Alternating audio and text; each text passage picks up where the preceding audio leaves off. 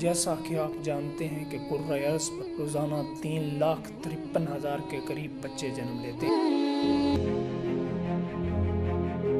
اور اسی طرح اس دنیا سے روزانہ 1,51,000 انسان رخصت ہو جاتے ہیں۔ ان انسانوں میں نہ جانے کتنے ایسے ہیں جو اپنے اصل سے آشنا ہوئے بغیر ہی جانوروں کی طرح زندگی گزار کر واپس پلٹ جاتے ہیں۔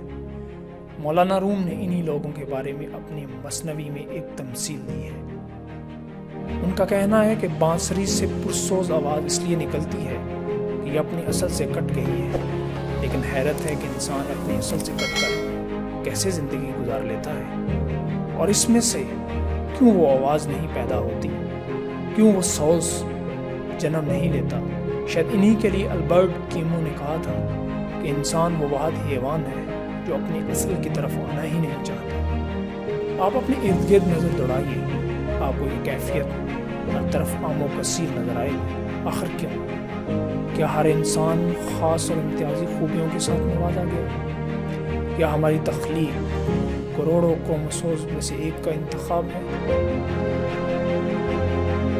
کیا کائنات کا نظام ایک انتہائی جامع اور مؤثر توازن پر قائم ہے؟ انسان جیسی اشرف المخلوق کی تخلیق کیا ایسے ہی خود بخود ہو گئی؟ اگر ان سب سوالوں کا جواب سب کے پاس ہاں میں ہے، تو پھر کیوں ہم اپنی تلاش یا جسے ہم خود شناسی کہتے ہیں میں ناکام رہتے ہیں؟ اگر آپ وجہ جاننا چاہتے ہیں تو آئیے، آپ جانتے ہیں کہ ایک انسان آپ کے اندر بھی ہے،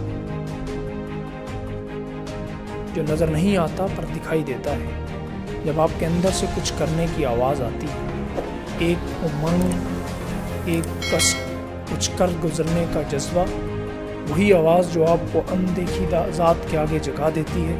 ہاں، یہ وہی آواز ہے جو آپ کو بدی پر ٹوکتی اور اچھائی پر خوش کرتی ہے۔ اگر آپ چاہتے ہیں کہ آپ جان لیں کہ آپ دنیا میں کس کام کو خوبی کے ساتھ کر سکتے ہیں اور کیسے آپ کے اندر کا انسان بھی خوشی پا سکتا ہے، تو میرا یقین کیجیے آپ وہ خوش قسمت ہے جو زمین کی پیٹھ پر بوجھ نہیں بننا چاہتے۔ یہی موقع ہے کہ آگے بڑھ کر چھو لو آسمان۔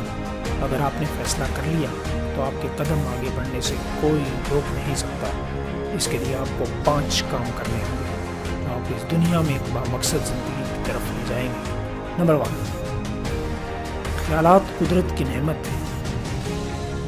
ہر انسان روزانہ 50 سے 70 ہزار سوچوں سے نوازا جاتا ہے، جس میں بے شمار اچھوتے خیالات ہوتے ہیں۔ ان میں بے شمار ایسے خیالات ہوتے ہیں جنہیں ہم اہم نہیں سمجھتے، اور ایک دن ہم دوسروں کی نظر میں غیر اہم ہو جاتے ہیں۔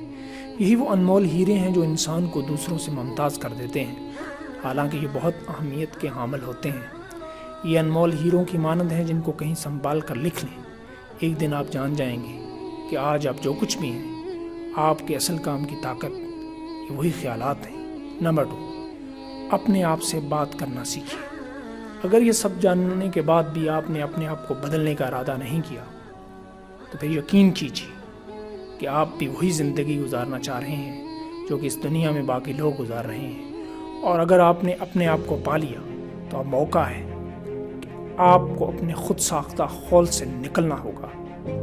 آپ کو جاننا ہوگا کہ آپ کے گرد و پیش میں کیا ہو رہا ہے اور ماحول آپ کے بارے میں کیا کہہ رہا ہے۔ آپ کو اپنے آپ سے پوچھنا ہوگا کہ کیا جو میں کرنا چاہ رہا ہوں اس کے لیے ماحول تیار ہے۔ یاد رکھیے، ماحول کی تیاری کے انتظار میں بیٹھے لوگ زیادہ تر بیٹھے رہ جاتے ہیں۔ اگر ماحول نہیں تبدیل ہو رہا تو آپ وہ کر جائیں جس سے وہ ماحول خود تبدیل ہو جائے۔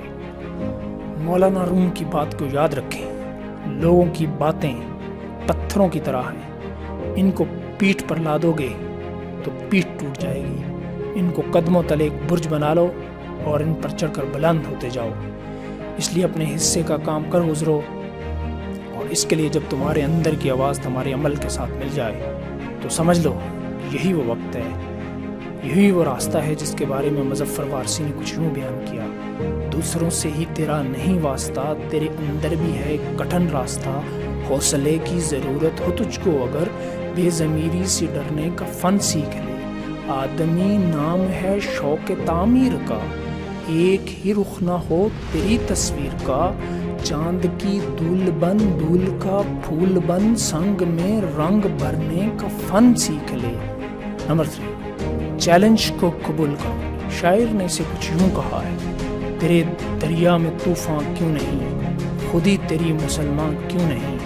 زندگی کا یہ وہ سنہرا اصول ہے جو اس مقام پر تمہارا زاد راہ ہو کہ دنیا ہمیشہ بہادر کے ساتھ ہوتی ہے اور بہادر ہمیشہ چیلنج کو قبول کرتا ہے اور اسے کر کے دنیا کو دکھاتا ہے۔ مجھ پر بھروسہ کرتے ہو تو میری بات مانو۔ دنیا میں جتنے بڑے کام ہوئے اسی اصول کے تحت ہوئے۔ انہوں نے فرار اختیار کیا، کبھی کامیابی کے قریب نہیں آئے۔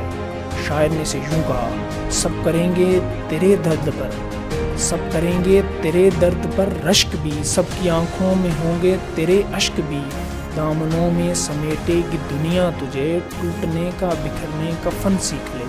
نمبر 4، کچھ وقت اپنے لیے۔ یہ وہ مقام ہے جس کو اقبال نے یوں کہا، ابز ہے شکوہ تقدیر یزداں، تو خود تقدیر یزداں کیوں نہیں۔ اب تم اپنے اندر کی آواز کو سن سکتے ہو اور اس پر عمل بھی کر سکتے ہو۔ اب تم اپنے جسم اور روح کے درد کے فرق کو پا جاؤ گے۔ یہ وہ مقام ہے جہاں کوئی تمہاری آزادی نہیں چھین سکتا۔ نمبر 5، کامل یقین۔ یہ وہ دولت ہے جس کو مل گئی، اس نے دریاؤں کے رخ تکیا، قوموں کی منزل مقصود بدل دی۔ پھر جبل طارق پر کشتیاں جلی اور فتح سے پہلے ہی فتح مل گئی۔ یہ وہ مقام ہے جب آپ کائنات کے اندر ایک کائنات بن جاتے ہیں، کوئی آپ کا راستہ نہیں روک سکتا۔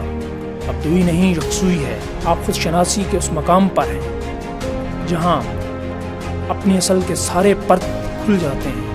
یہی وہ مقام ہے جس کا مبارک صدیقی نے یوں اظہار کیا، خزاں کی رت میں گلاب لہجہ بنا کے رکھنا کمال یہ ہے۔ خزاں کی رت میں گلاب لہجہ بنا کے رکھنا کمال یہ ہے، ہوا کی ضد پہ دیا جلانا جلا کے رکھنا کمال یہ ہے۔ ذرا سی لغزش پہ توڑ دیتے ہیں سب تعلق زمانے والے، سو ایسوں سے بھی تعلق بنا کے رکھنا کمال یہ ہے۔ کسی کو دینا یہ مشورہ کہ وہ دکھ بچھڑنے کا بھول جائے، اور ایسے لمحے میں اپنے آنسو چھپا کے رکھنا کمال یہ ہے۔ خیال اپنا، مزاج اپنا، پسند اپنی، کمال کیا ہے۔ جو یار چاہے وہ حال اپنا بنا کے رکھنا کمال یہ ہے۔ کسی کی راہ سے خدا کی خاطر اٹھا کے کانٹے ہٹا کے پتھر، کسی کی راہ سے خدا کی خاطر اٹھا کے کانٹے ہٹا کے پتھر، پھر اس کے آگے نگاہ اپنی جگا کے رکھنا کمال یہ ہے۔ اور جس کو دیکھے تو دکھ کا لشکر، اور جس کو دیکھے تو دکھ کا لشکر بلڑ کھڑائے شکست کھائے، لبوں پہ اپنے مسکراہٹ سجا کے رکھنا کمال یہ ہے۔ ہزار طاقت ہو، ہزار طاقت ہو، 100 دلیلیں ہوں، پھر بھی لہجے میں عاجزی سے ادب کی لذت، دعا کی خوشبو بسا کے رکھنا کمال یہ ہے۔